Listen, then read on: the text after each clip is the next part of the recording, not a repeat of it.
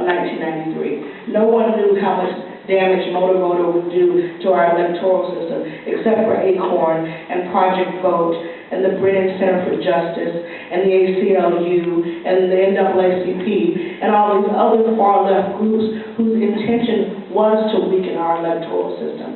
So that's the first thing that they did.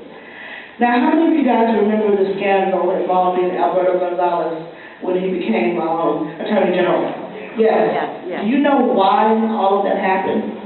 Because he was targeting states that were that had abnormally high applications coming in from these public assistance agencies, and he was proving that there was no way that they could have registered that many people. So what did they do? Project Vote and ACORN. Project Vote is ACORN's sister organization. It's a 501c3 nonprofit started in the 90s, and as most of you know, that's the organization that Barack Obama worked for. That organization teamed up with the Brennan Center for Justice and went after Gonzalez for stopping their gravy train. They had 8+ years of a great DOJ that looked the other way as they committed all types of voter registration fraud across the country. And how dare this new DOJ want to stop that process? How dare they not want to file lawsuits against states for wanting to clear up their voting rolls and to not have ineligible voters? So they returned to the Voting Rights Act of 1965, and they claimed racism and that they were targeting African Americans because they wanted to disenfranchise them. And Gonzalez, unfortunately, was the calling that really got stuck, and he went under because people did not realize that this was much bigger than him. It was much bigger than the DOJ under Bush. This was them stopping something that they would continue, which they are continuing right now under Obama's DOJ with Holder.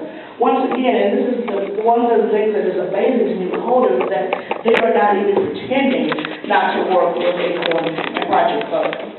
We have Freedom of Information Act requests that were filed by Judicial Watch out of D.C. that show that they are not only colluding with the DOJ, but employees of Project Vote are suggesting people to be hired by the DOJ to work in their civil rights division.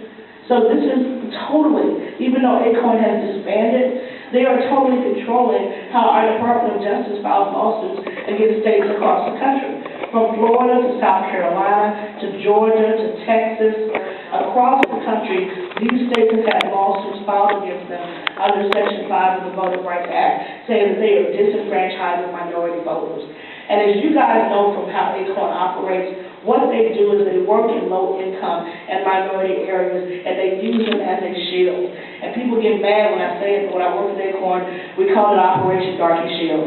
You put us out there, you put the black people out there front, and as soon as anybody says anything, you go, oh, you're racist! You don't want black people to vote? Oh, you're racist for this! It works perfect. It covers up criminal activity. Because so many people are sloppy to say, oh, I'm not racist, we're not doing this, and no one pays attention to all of the criminal activity that's going on behind that shield of black people that ACORN and Project Vote have tossed out there in front. But as soon as something goes wrong, they were not afraid to roll that bus right over those black people as well and to have them go to jail because they would teach them how to commit fraudulent registration on the local levels too. So this is what you have. You have a complex system of voter registration fraud that goes back to the 60s, that was perfected in the 90s, that had a little bit of a bump when Bush was in office, but is now going full force under Holder. I tell people that the DOJ has gone wild because it is not the Department of Justice anymore, it's the Department of Social Justice. They are out there and they're pushing an agenda that is against the interests of most American people. It is only a small group of people that they are representing right now, and that is none of the interests that lie in this room right now, which is about election integrity and free and fair elections. How many of you guys have heard of HAVA? What? HAVA. H-A-V-A? H-A-V-A, the Help America Vote Act of 2002. That is another law that I want you guys to be very familiar with. After what happened in 2000 with the Florida elections, George Soros and his people realized just how important the Secretary of State's office was. As Donald would say, it's not who casts the votes, it's who counts them. So they just knew Florida was going to go their way, And when it didn't, they were so angry. That anger manifested itself into millions of dollars that they spent to get friendly Secretary of States across the country. And one of the other things they did was to have HAVA. And what HAVA was on the Republican side was, number one, a quick way to get money to the states at that time. And number two, a way to guarantee that the voter rolls would be maintained, because HAVA specifies that the rolls have to be verified by either one type of database, whether it be driver's license records or social security numbers. Excuse me. What most people don't realize under HAVA is there's another part that the leftists wanted, because they could stop voting rolls from being cleaned up very easily by filing a lawsuit, but they wanted provisional voting. HAVA requires provisional voting. So let's say I go into your precinct and I tell you I'm supposed to vote here. You can't find me anywhere on the rolls, but I'm insistent. You give me a provisional ballot, and I fill it out, and it's supposed to be verified within 7 days of the election. But in very close elections, such as what happened with Norm Coleman and Al Franken in Minnesota, those provisional votes were not verified, and they were double counted. So they didn't stamp, they copied them, and they were supposed to stamp them as copies, but they didn't do that. So they counted them twice for Franken, which is how we got our 60th vote for health care. And Mark Ritchie was one of the Secretary of State project people that was put in under Soros. Today he pumped millions of dollars into his race to get him elected, and he was also trying to run for Senate as his reward for giving us Al Franken. Jennifer Bruner in Ohio, Robin Carnahan in Missouri. Across the country, these so-called friendly Secretary of States are just waiting to be activated or have been activated. Bruner passed so many laws in Ohio that really weakened the electoral system to the point where I tell people that Ohio is going to be our Florida this year. Pay very close attention to what comes out of Coweta County and some of those other counties in Ohio, because it's going to be nasty, and they're probably going to go to the courts, because we've seen where they've set the stage for this to happen by weakening the electoral laws, by signing consent agreements, and by having Obama for America on the ground for the past 7 months registering voters. So that's what's going on right now. But back to Help America Vote Act. So when you have provisional voting going on across the country, you have people with vested interest in how these ballots are counted. And in some cases, they are not verified as stated. So you have a problem right now and across the country with laws that were intended to help America and help our electoral system that are being used to destroy it. And we are not aware, we're mostly complacent because we're trusting our governments and we're trusting our local Secretary of States to do the right thing. But let me tell you a story that happened in 2010. We were in, where was it? San Diego, California. And there was a Republican poll watcher and a Democrat poll watcher outside. They were outside videotaping the activities that were going on, and they weren't, officially assigned inside the polls. What they saw was a bus pull up to the polling station full of people that I will say did not appear to be citizens of this country.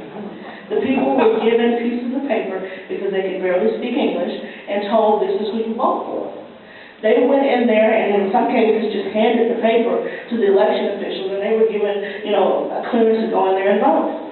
So this was videotaped from the outside with them handing people a piece of paper, telling them, say, this is who you are, this is your address. By two parties. Both parties went down to the Board of Elections and turned that information over. What happened? They gave those tapes. They were forced to sign a confidentiality agreement, and those tapes disappeared. They have never been seen from again. So this is what happens when we trust our Board of Elections and our county elections to do the right thing. If there's a partisan interest there and it's uncovered, people will try to stop it, even if it's coming from both sides.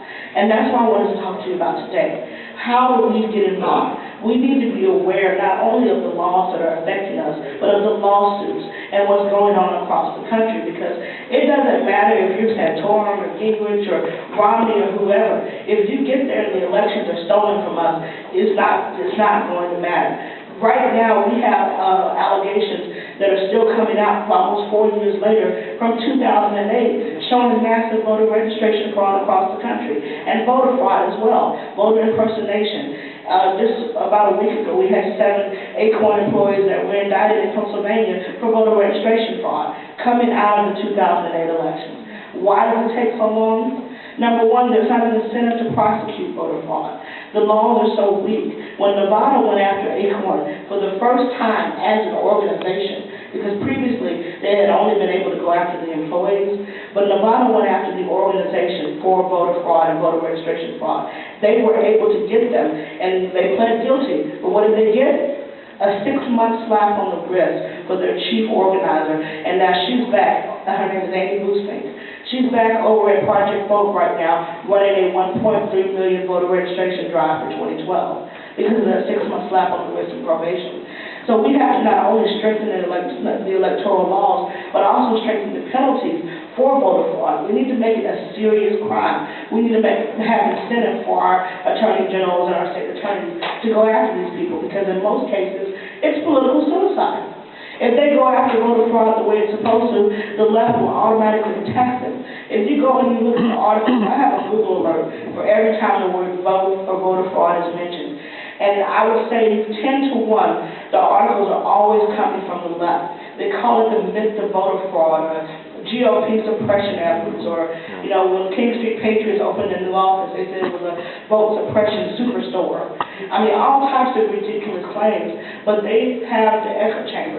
They control the narrative. So we are not getting out there and protecting the people that are behind election integrity. If every single story that comes out says voter ID is bad and it disenfranchises blacks, if a regular person picks up that newspaper, they're going to think voter ID is bad because we don't have anything coming from our side. We need to learn to protect the people that are doing this.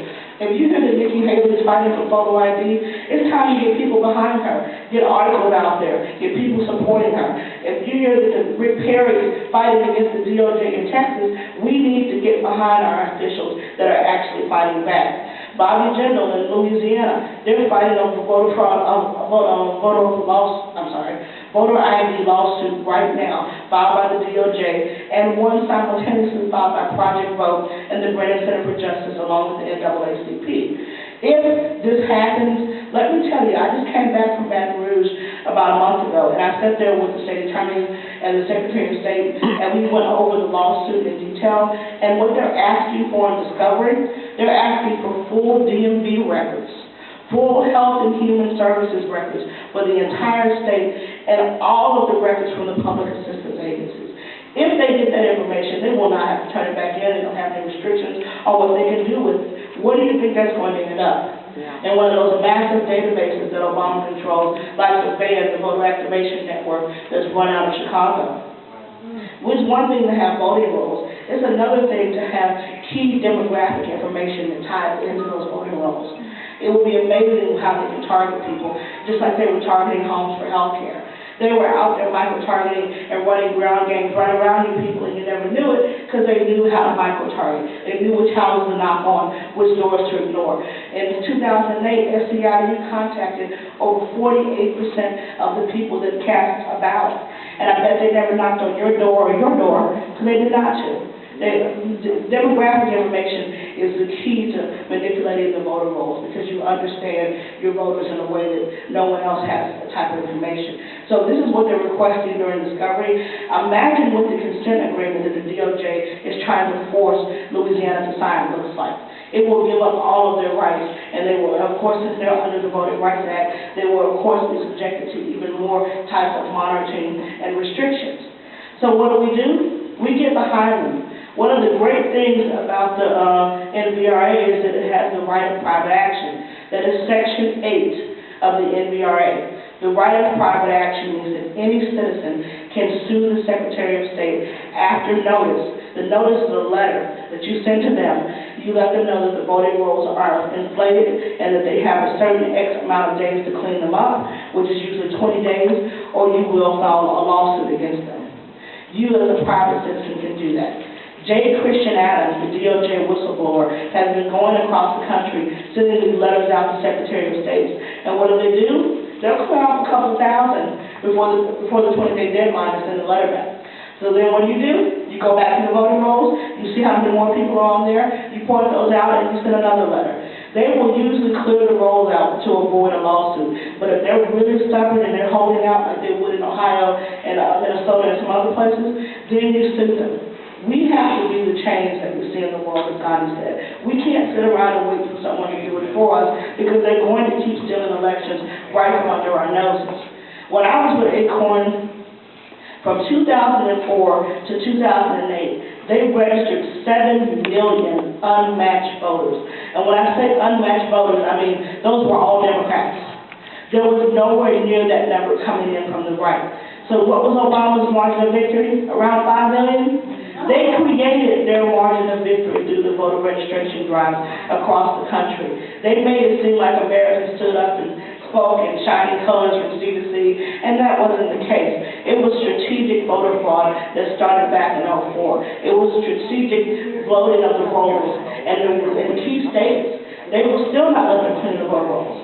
In New Mexico, they had the first Republican Secretary of State in 82 years. And before she could even take office good, 2 people from the DOJ flew to New Mexico to tell her that she could not clean her voting rolls up until 2015 because of what her Democrat predecessor had done to mess it up so much. There are more people on the voting rolls than there are voting age population in New Mexico, and she can't do anything about it. So what do? I told her that we need to start thinking like the leftist think. She needs a Republican, I told her. Find a Republican to sue the New Mexico Secretary of State under the Voting Rights Act of 1965, claiming that the inflated voter rolls are disenfranchising minorities. The same thing that the left would do, only we turn it around on them and use it to clean up the rolls instead of weakening our electoral laws. We have to get ahead of the game. We have to be bold, we have to be aggressive, and we have to protect our electoral system at any cost. If not, we're not going to have free and fair elections. What we have now is only a semblance of free and fair elections, and that's one of the reasons why True to Vote came up. You guys have heard of True to Vote in Houston.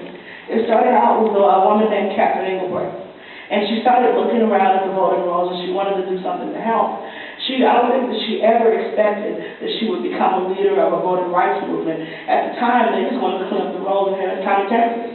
They had 23,000 fraudulent registrations that were brought in by a group called Houston Votes. Houston Votes is an offshoot of a group called America Votes. America Votes is a coalition of groups that consisted of Project Vote, ACORN, SEIU, Emily's List, the League of Women Voters, and a host of the usual suspects on the left.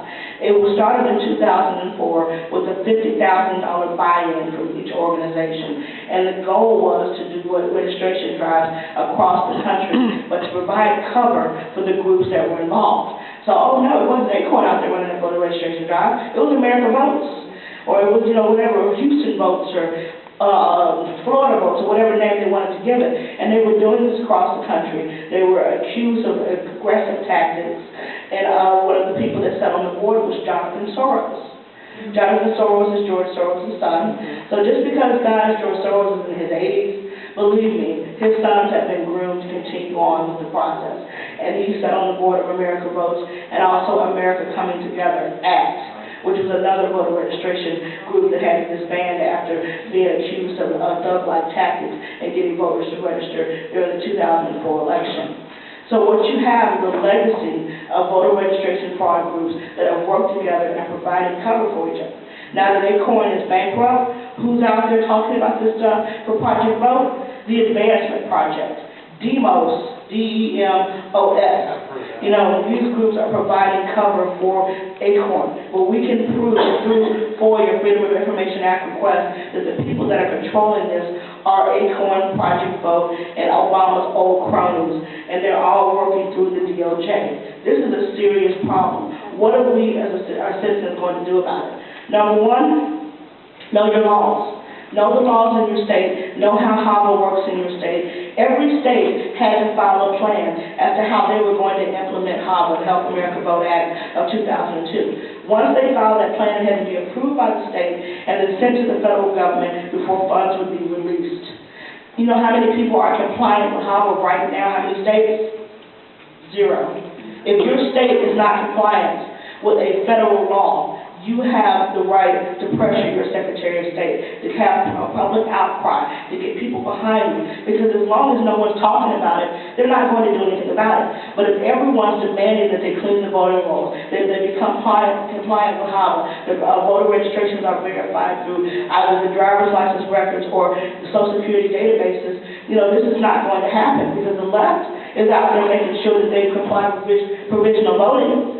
So we need to make sure they comply with the list maintenance side of HAVA. And if the states aren't compliant, we need to make them get compliant because they're in violation of federal law. So there are so many things that we as private citizens can do. I urge all of you to go to the website truethevote.org, because poll watching may just be one day, or it may be 2 weeks if you have early voting, but there's a host of other activities that you can do during the election year. And I'll say questions for the end. Truethevote.org. And TrueTheVote.org. True the Vote. And you can find out about legislation that can be pushed through during your sessions that will allow to strengthen not only the laws for prosecuting voter fraud, but also incentives for your Attorney General to go after these cases. Because as long as they're not prosecuting, the left is able to claim that voter fraud does not exist. But there are cases in every single city and county across the country, but no one wants to go after them because you do all that work and you get vilified by the left, and then the person gets a slap on the wrist. It's not worth it to these prosecutors to do it. We have to do things in the off year, such as strengthen the laws and work on the voting rolls. And as Captain Engelbrecht says, observation changes behavior. We need to be at these polling places across the country. Now, what happened in Harris County, Texas, when we first went out there, and I say we because I was on the ground with Catherine in 2010, chasing Quanell X from the New Black Panthers around as he went from polling place to polling place, trying to grow out these poll watchers. And what we did see is, number one, observation does change behavior. A lot of these people were trained incorrectly, and they weren't trying to be part of some big conspiracy to commit fraud. They just didn't know any better, because no one had ever told them the right way to do it. So that was number one, making sure they're following the rule of law and they're doing the right things. And number two, they accused us of voter suppression, voter intimidation, 1960s-style voter suppression at that. They said that we were going to jail any day now, and there was a bullet hole where someone that drove by and shot at the office. So all of this stuff was happening, but when we saw on the ground was that inside the polling places, people were at first a little leery. They didn't know what to expect. They thought people were going to be in there trying to stop folks from voting. But when they realized that it was just everyday citizens and Americans, by the end of the 2-week early voting period in Houston, they were hugging them like old friends and telling them to come back. The only people that were screaming voter suppression were the Black Panthers and Sheila Jackson Lee, because they needed that. Sheila Jackson Lee had more people in her county that live underground in a way you can't see than anywhere else. We walked her precinct. People were registered at concrete blocks and, park benches and the local McDonald's in the bathroom, I guess, I don't know. But, most people had a level of fraud that was right here, just a little bit. Sheila Jackson Lee's level was here, double the average for Texas. And she had a vested interest in keeping us out of her district. So that's what you need to know, that they will accuse you guys of intimidation or whatever, but that is only the agitators. The regular people, they welcome the help. And we've been back every election cycle since, and we'll be back in 2012. The goal for True the Vote is to put 1 million poll watchers across the country. And that's what we're going to do, and we need you guys to get out there. And if you can't become poll watchers, you can watch outside the polls, you can drive people to the polls, and you know what else, just to wrap it up, also pay attention to absentee ballots. We have had so many people that have had their votes stolen because they are not able to move around or they're not at the right mental faculties, and people are requesting ballots and voting for them. If you have people in assistance homes, or if you want to go out there and work with the mentally ill or disabled, make sure people aren't taking their ballots. Make sure that they have the ballots that are being counted, and if they need rides on election day, work with the local candidates and see if you can get a free van from them that does not endorse any candidate, and take the people to the polls, because that benefits everybody. There is so much we can do to get involved. Go to truethevote.org and find out what you can do, and thank you guys so much for having me here.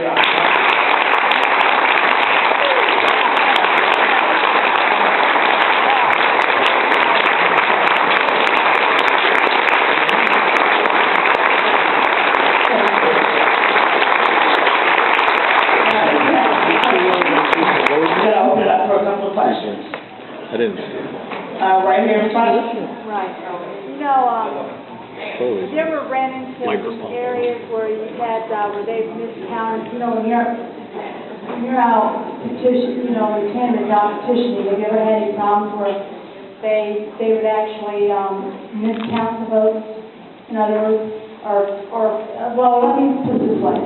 When I was out petitioning, I had a big issue with the voter's office because they were, I mean, if I'm counting the vote, if I'm counting the petition 3 or 4 times before I take them in, and then they're taking 20 or 30 less than what I actually took into them, then I had a really big issue with it. So I had to go ahead and have an appointment with them and everything else. And I told the supervisor of election that if you can't even count the petitions correctly, how do I even know the votes are counted correctly? So I was wondering if you ever had any issues with people having problems when they're out petitioning. Because, see, the problem I'm running against is that the person that's the head of the supervisor of election is actually Republican, and I really believe that they don't want me in office. Well, what you may want to consider, now petitions are a little different from what happens with the voting machines, because the voting machines usually do a pretty fairly accurate count. We did have a situation in Wisconsin because we also run verifytherecall.com, and we were getting people to volunteer to look at these signatures because there's a problem with, you know, fraudulent signatures, with them not counting them correctly, or just counting signatures that should be counted. So that does happen a lot with petitions. It's happened in Ohio before. Jennifer Bruner threw out one candidate's whole set of petition signatures to get them on the ballot because she didn't like them. But the Secretary of State has a lot of power, which is why we need to always follow the money and find out who our Secretary of State really works for. And thank you, Bill, for the water. Whoever brought the water. Rolando Perez from Bear Witness. There's a lot of information about electronic voting machines being used to commit fraud. And also, we now hear reports that a Spanish company is going to be counting votes from overseas. Do you have any information on that, or what? Michelle Malkin has done an in-depth report on that. I would urge you to go to michellemalkin.com and check that out. You can just look under voting, it's listed there. And I will tell you that we've had a big problem with that across the country because the voting machines are being maintained by public sector union employees.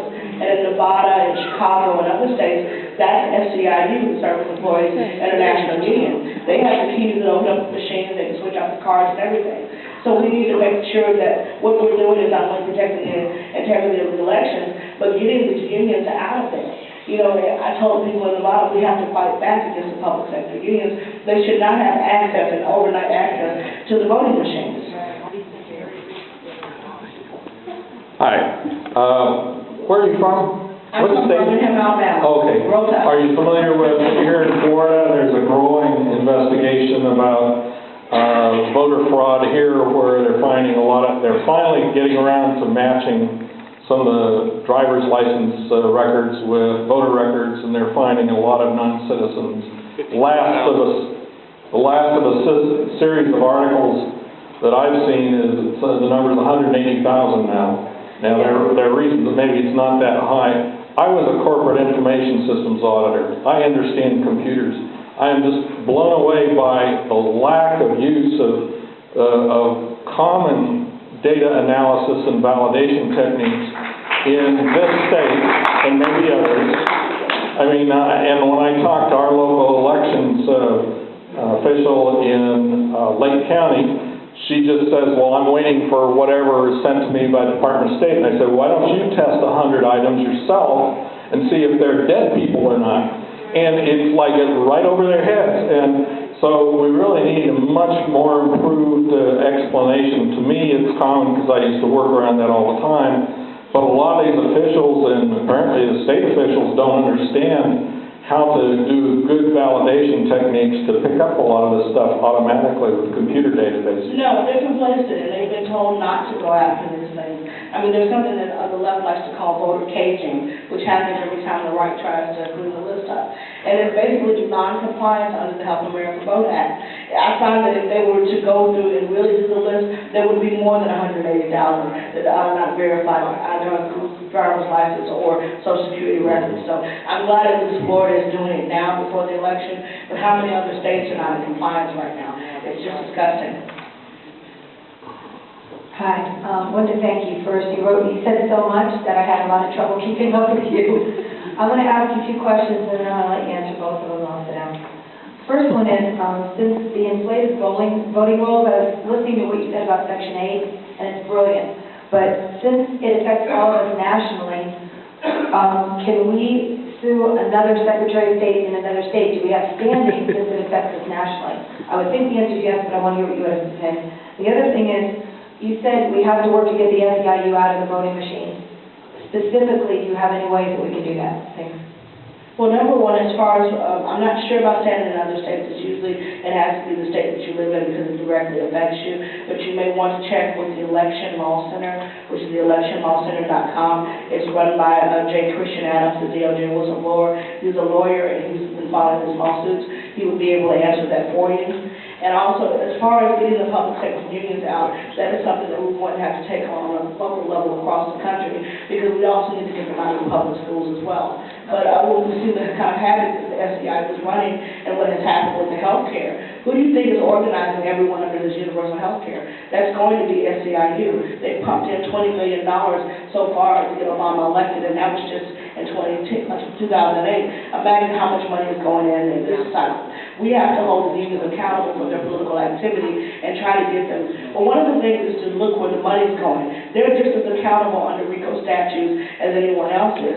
We do have documents and information that ties into money laundering and criminal activity. We have to push Darrell Issa of the House Government Oversight and Reform Committee to do investigations. And also we need to push our local law enforcement and FBI to investigate the criminal activity and the money laundering of these unions. But it's not politically popular, especially if they're on that side. So it's going to be an uphill battle, but we are going to have to fight the unions if we're going to win. Pam Bondi will play. I think that's clear, but I think one more question here, and then we'll wrap it up. She's on her way with the microphone.